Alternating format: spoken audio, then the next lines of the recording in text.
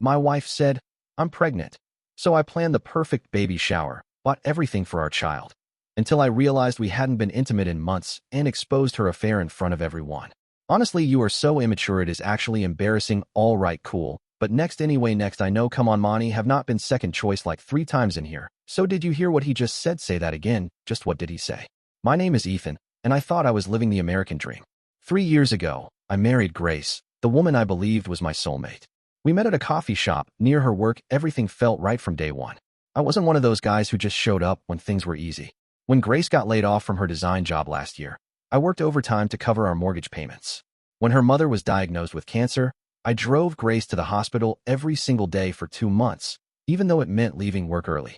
I held her when she cried, made her favorite meals when she was too stressed to eat, and never once complained about the extra responsibilities. Grace always said I was different from other men. "You actually listen, Ethan," she'd tell me. "You care about the little things." And I did. I remembered her favorite flowers were sunflowers, not roses. I knew she liked her coffee with exactly 1 sugar cube, never 2. When she mentioned wanting to redecorate our bedroom, I spent weeks researching color schemes and furniture because I wanted to surprise her. Our friends called us the perfect couple. At dinner parties, other wives would joke about how their husbands never helped with household chores, while Grace would brag about how I did laundry without being asked and actually enjoyed grocery shopping together. I took pride in being the husband every woman wanted and every man should aspire to be. When Grace said she wanted to start a family, I was thrilled. We'd been trying for about 8 months, and I'll be honest, the timing hadn't been working out. My work schedule was brutal, and we were both exhausted most nights. There were weeks where we barely had time for each other, let alone intimacy. But I figured these things happened when they were meant to happen.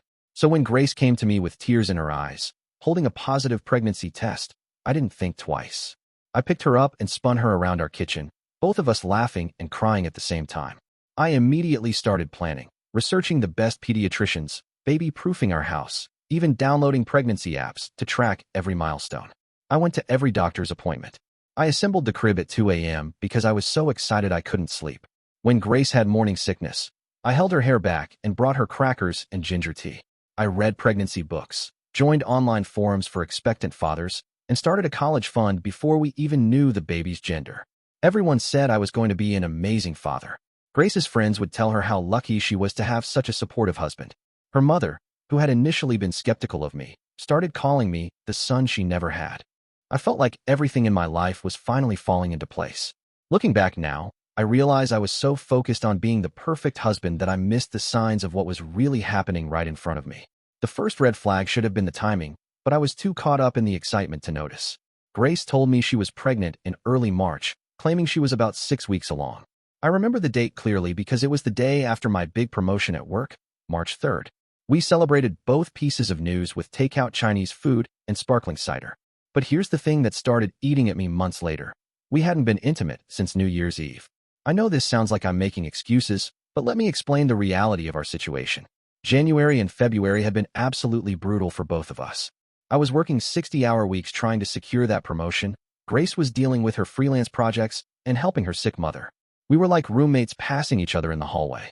I'm not proud of this, but there were nights I'd come home and find Grace already asleep on the couch, and I'd just cover her with a blanket and head to bed myself. We'd wake up, grab coffee, and rush off to our separate responsibilities. The few times we did have a moment together, we were both completely exhausted. New Year's Eve was the last time we'd been together as husband and wife. I remember because we'd made a resolution to prioritize our relationship more in the coming year. Ironic, considering what I know now. When Grace announced the pregnancy, I did quick mental math but convinced myself I was wrong. Maybe it was late December? Maybe I was remembering wrong. Love makes you stupid sometimes, and I wanted to believe so badly that our dream of starting a family was finally coming true. But the doubt crept in during the ultrasound appointments. When the doctor mentioned the due date, I did the math again. And again. Each time, the numbers didn't line up with our last intimate moment. I started keeping a mental calendar, retracing our steps through January and February. Work emails, credit card statements, even text messages. Everything confirmed what I didn't want to believe. Grace seemed different too, in ways I couldn't quite pinpoint. She was more secretive with her phone, taking calls in the other room. She'd started working late more often, claiming new clients needed her attention. When I'd suggest we grab dinner together, she'd say she'd already eaten with the girls from her book club.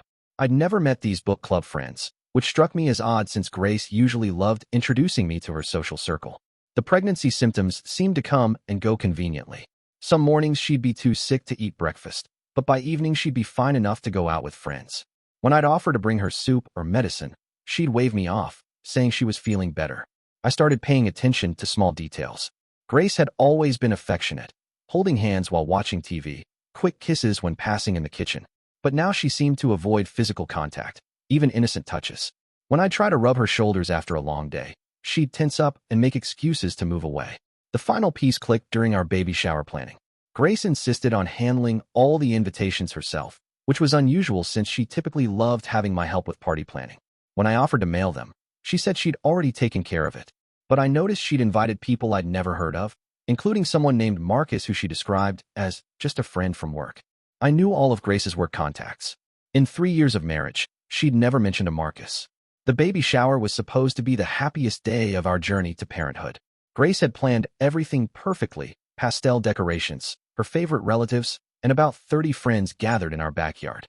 I spent the morning setting up tables and hanging streamers, still playing the role of the devoted husband. But I'd made a decision the night before. I hired a private investigator 3 weeks earlier, and he'd finally delivered the proof I'd been dreading. Photos, text messages, hotel receipts, everything laid out in a manila envelope that felt heavier than it should have. I'd spend hours staring at the evidence, hoping I'd misunderstood something, anything. The photos showed Grace with a man I didn't recognize, tall, dark hair, definitely the Marcus from the invitation list. They were taken at a hotel downtown, timestamps showing multiple visits throughout January and February. The text messages were worse than the photos. Intimate conversations, plans to meet, and most devastating of all, a message from Grace dated February 14th. I think I might be pregnant. We need to talk. I waited until Grace had opened most of her gifts. She was glowing, surrounded by friends and family, holding up tiny onesies and blankets. Everyone was taking pictures, laughing, celebrating the new life that was supposed to be ours. My mother-in-law was already talking about babysitting schedules. That's when I saw him. Marcus had arrived late, carrying an expensive-looking gift bag. He hugged Grace a little too long, and she looked nervous when she introduced him as a friend from work. I watched him throughout the afternoon, noting how familiar he seemed with our house, how he knew where things were without asking. I stood up during the gift opening segment, my hands shaking as I held the envelope. Before we continue, I said, my voice somehow steady, I have something to share with everyone. Grace looked up at me with confusion, then concern as she saw my expression. The chatter died down as 30 pairs of eyes turned toward me. I could feel my heart pounding, but I knew there was no going back. Grace, I said, looking directly at her, I know about Marcus. I know about the hotel.